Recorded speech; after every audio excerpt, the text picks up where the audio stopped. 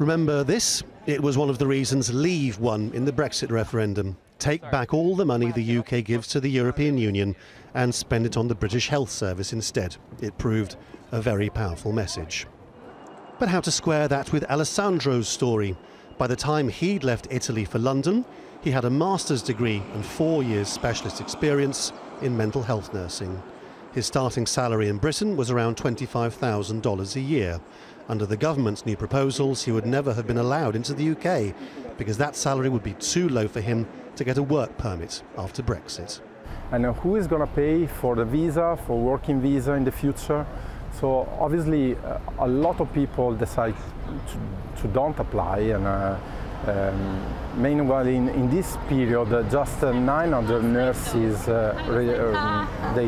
they sign up for a job in the UK rather than the 10,000 in 2 years ago. As it stands, there are 100,000 unfilled roles in the British Health Service, and dire warnings abound of a looming crisis as European nationals leave the country. The Royal College of Nursing is so worried it has joined the campaign for a second referendum, calling for a rethink about leaving the EU at all.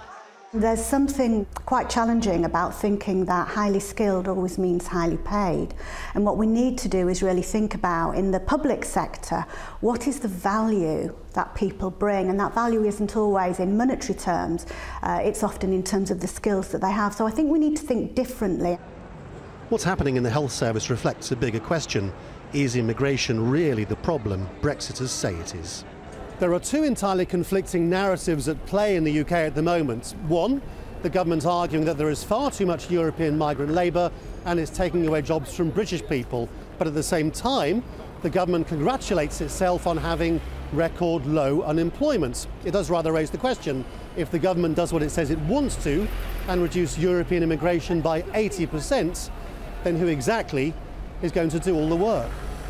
There's an argument in Cabinet between people who really care far more about restricting immigration than about the UK economy, led by the Prime Minister, and most of the rest of the Cabinet, and of course the business community, who want to make preserving the interests of the UK economy the priority. And that fight just hasn't been resolved.